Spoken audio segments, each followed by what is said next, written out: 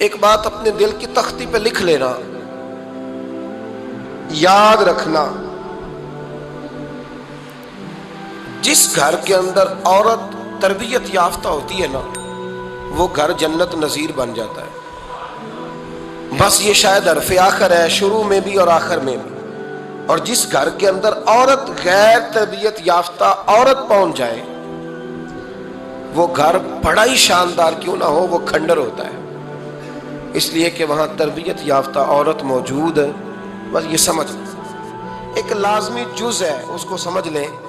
بچے باپ جتنا مرضی مشفق ہو، مہربان ہو، پر بچوں کی اٹیچمنٹ اپنی بولیے ماں کے ساتھ ہوتی ہے نا، تو اس کا مطلب ہے کہ بچے جس کے ساتھ اٹیچ ہے، کبھی بھی چھوٹی عمر میں، بڑے ہو جائیں تو بات اور ہے، کچھ چیزوں کو سمجھنے لگیں، اثر لینے لگے، معاملہ اور ہے، لیکن جب تک بچے چھوٹے رہتے ہیں، وہ ہر معاملے میں ان کی ماں حق پہ نہ بھی ہو تو پھر بھی وہ اس سے پیار کرتے ہیں۔ یہ ممتا ہے، کرنا چاہیے، اس میں کوئی ایسی بات نہیں، لیکن جو بات سمجھا رہا ہوں وہ یہ ہے کہ بچوں کی ماں اگر غیر تربیت یافتہ ہوگی تو بچے تو اس سے اٹیچ پھر بھی ہوں گے، تو بچوں کی تربیت پر بھی اثر پڑے گا۔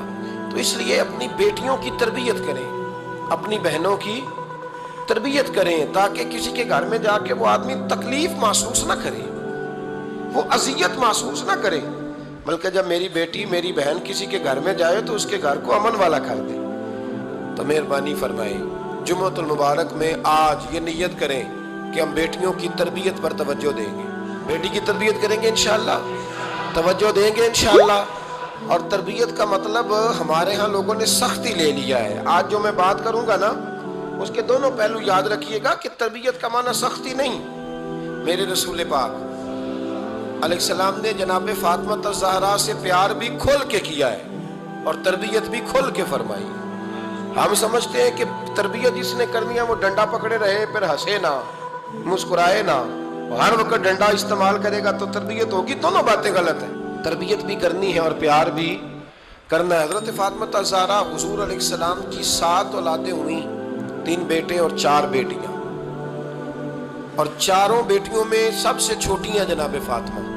نبی پاک کی 4 بیٹیاں ہیں، 4 بیٹیاں حضور کی، چونکہ پہلی 3 بڑی تھیں، جلدی شادیاں ہو گئیں، اپنے گھروں کو چلی گئیں۔ جناب فاطمہ سب سے چھوٹی تھی، زیادہ وقت نبی پاک کے ساتھ رہیں، اور پھر شادی کے بعد بھی حضور کے بالکل قریب رہیں، اور پھر رسول پاک نے اپنی نسل کا چلنا بھی جناب فاطمہ سے بیان کیا کہ انہی سے میری اولاد چلے گی، اس لیے ان کا تذکرہ زیادہ ہے۔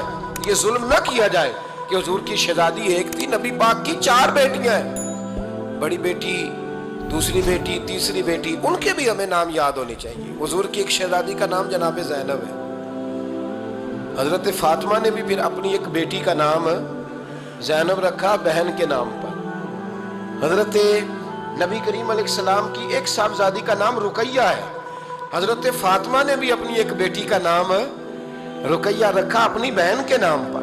حضرت فاطمہ کی ایک بہن کا نام ام کلثوم ہے، حضور کی ایک بیٹی کا نام ام کلثوم ہے، تو جناب فاطمہ نے بھی اپنی ایک بیٹی کا نام ام کلثوم رکھا۔ حضرت فاطمہ کی بھی 6 اولادیں با اختلاف روایات بیان کی گئی ہیں، 3 بیٹے تھے اور 3 بیٹیاں تھیں۔